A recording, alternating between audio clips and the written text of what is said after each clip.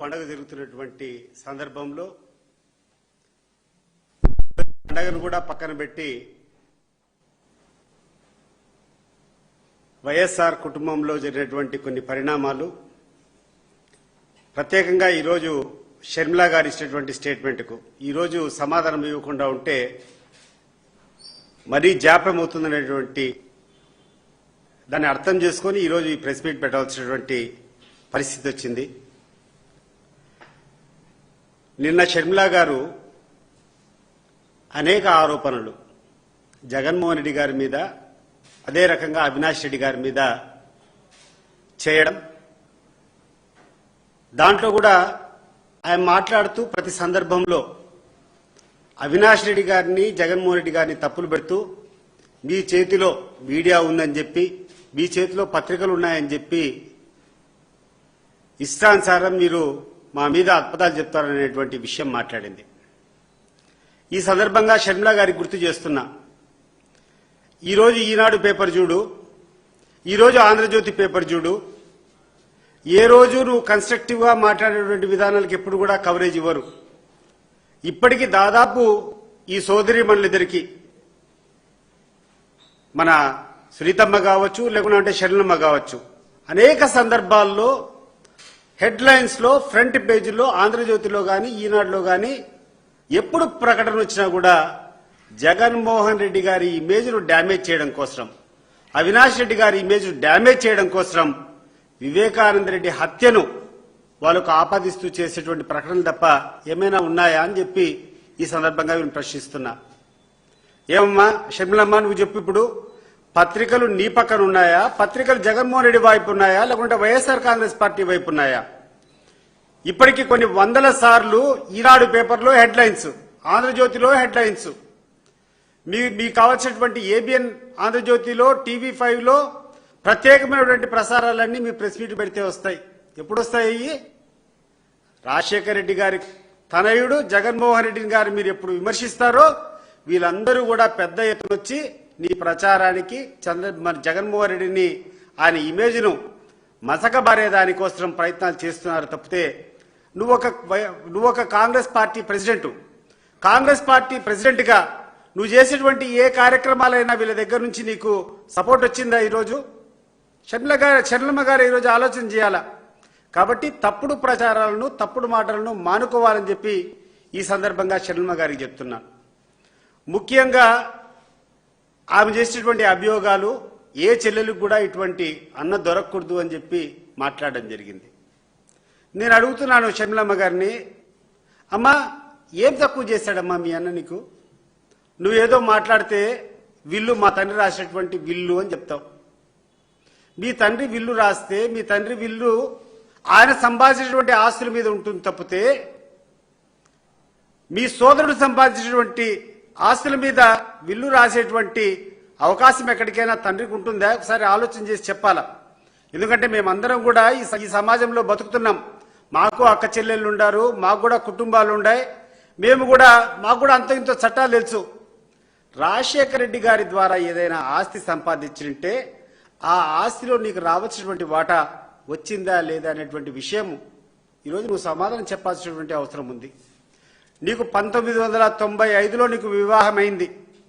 ఆ రోజు నుంచి 30 సంవత్సరాల క్రితం నీకు పెళ్లి అయిపోయినా రాజశేఖర రెడ్డి గారి కుటుంబంతో నీకు కట్ అయినా కూడా నీకు ఆ రోజు రాజశేఖర రెడ్డి గారు రాసినటువంటి ఆస్తులు ఆయన విల్లు అంతా ఒకసారి నీకు మళ్ళా ఒకసారి చెప్తున్నాను. హైదరాబాద్ బంజారా హిల్స్ లో రోడ్ నెంబర్ 2లో ఇంటిని రాజశేఖర రెడ్డి గారు నీకు ఇచ్చారా లేదా? అదే రకంగా ఇడుపలవాయిలో 51 ఎకరాల భూమి మీకు ఇచ్చారా లేదా? అదే రకంగా 15 మెగావాట్లు SRS hydro project, small hydro project మీకు ఇచ్చారా లేదా? అదే రకంగా స్వస్తి పవర్ హైడ్రో ప్రాజెక్టులో 22.5% షేర్లు మీకు ఇచ్చారా లేదా? విజయవాడలో యువరాజ్ థియేటర్ దాంట్లో 35% వాటా రాజశేఖర రెడ్డి గారికి ఉండేదంతా మీకు ఇచ్చారా లేదా? విజయలక్ష్మి మినరల్స్ అండ్ ట్రేడింగ్ లో 100% వాటా మీకు ఇచ్చారా లేదా? ఇంకేం చేస్తాడమ్మా రాజశేఖర రెడ్డి గారు?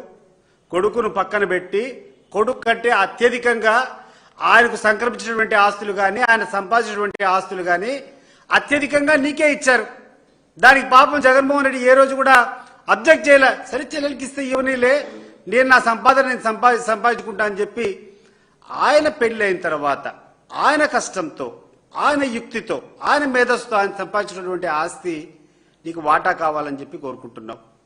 దాంట్లో నువ్వు ఆశించినంత ఇవ్వలేదని చెప్పి ఆయన మీద ఈ రోజు పగగట్టుకొని ఎవరైతే ఈ కుటుంబానికి ప్రధాన శత్రువు చంద్రబాబు నాయుడు ఉన్నాడో ఆయనతో చేతులు కలిపి చౌకబారుగా మాట్లాడుతున్నావు. నీకు అర్థం కావడం లేదు తల్లి. చంద్రబాబు నాయుడు గారు నిన్ను ఈ 4 రోజులు ఉపయోగించుకున్న తర్వాత ఒక్కసారి నీలో పస అయిపోయిన తర్వాత నిన్ను తీసుకొని డస్ట్బిన్లో వేయడం ఖాయం. నువ్వు చాలా తప్పుడు వ్యక్తిని నమ్ముకున్నావు. ఈరోజు ఎన్నికల్లో నువ్వు ఖర్చులు పెట్టావు. డబ్బులు ఎవరిచ్చారు? ప్రపంచానికి అంతా తెలుసు. నువ్వు ఎన్నికల్లో ఖర్చు పెట్టినటువంటి ప్రతి పైసా నీకు చంద్రబాబు నాయుడు గారు ఇచ్చిందే. ఈరోజు సునీతమ్మ గారు మాట్లాడితే సునీతమ్మ గారు చేసేటువంటి ప్రతి అడుగులో చంద్రబాబు నాయుడు గారి హస్తము, లోకేష్ గారి హస్తము. ఎరకల నుంచి వీళ్ళు నడిపించేటువంటి విధానాన్ని ప్రజలు గమనించలేదనుకుంటున్నారా? మీరేమైనా ప్రజలు ఏమైనా గమనించలేదనుకుంటున్నారా?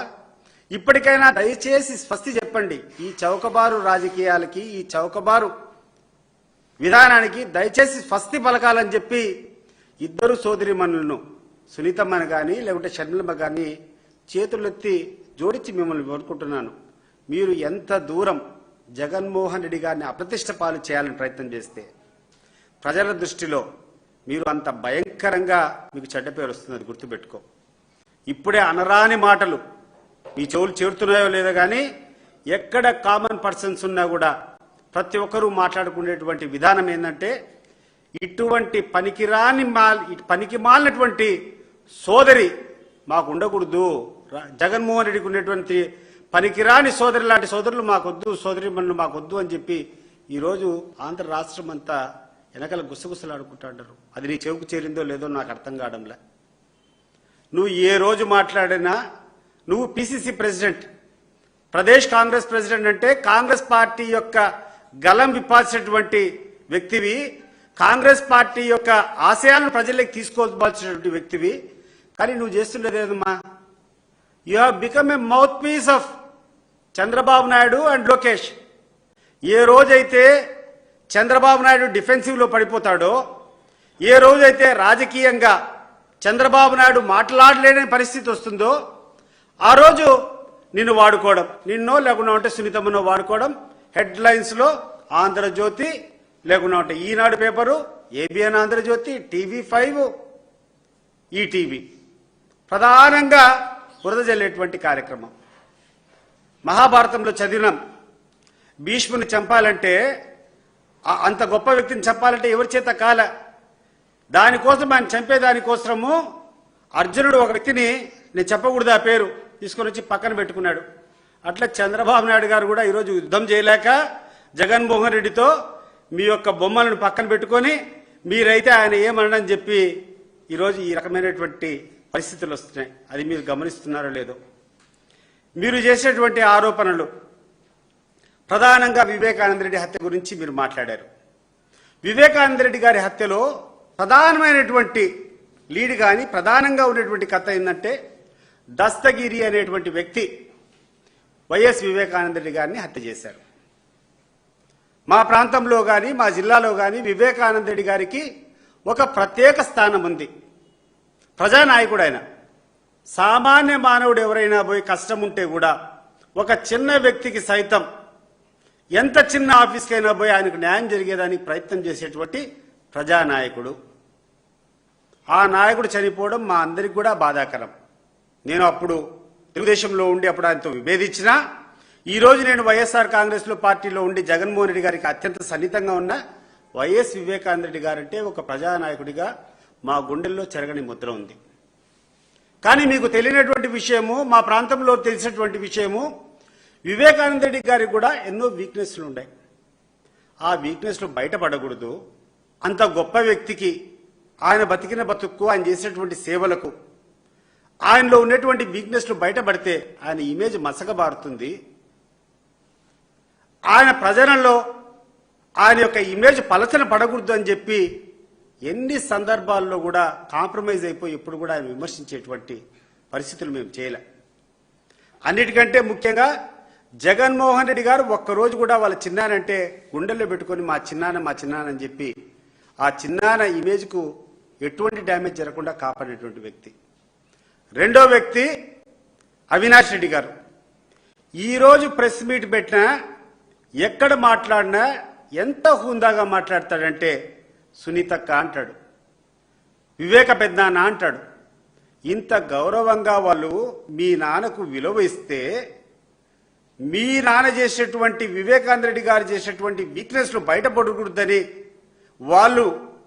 వాళ్ళకు ఉన్నటువంటి కష్టాలంతా వాళ్ళ మీద పెట్టుకొని అవమానాలు వాళ్ళు భరిస్తూ కష్టాలు వాళ్ళు భరిస్తూ జైళ్లకు వాళ్ళు తిరుక్కుంటూ కోట్ల చుట్టూ వాళ్ళు తిరుక్కుంటూ మీ పేరు మసకబారకూడదని ప్రయత్నం చేస్తూ ఉంటే ఏందమ్మా ఈ చౌకబారు ప్రచారం? నేను అడుగుతున్నాను సునీతమ్మకు, నువ్వంతకు నువ్వే కోరినావు సిబిఐ ఎంక్వైరీ కావాలన్నావు. సిబిఐ ఎంక్వైరీనే కదా చేసిందే అల్టిమేట్గా. సిబిఐ ఎంక్వైరీ చేసిన తర్వాత ఛార్జ్షీట్ వేశారు కదా. ఛార్జ్షీట్ వేసిన తర్వాత ఈరోజు ఆ యొక్క కేసును ట్రయల్ చేసుకోవడము, త్వరగా ఆ యొక్క నిందితులు ఎవరున్నారో వాళ్ళను లీగల్గా వాళ్ళని శిక్షించడం జరగాలి కదా. మరి ఎందుకు జాప్యం చేస్తున్నావు?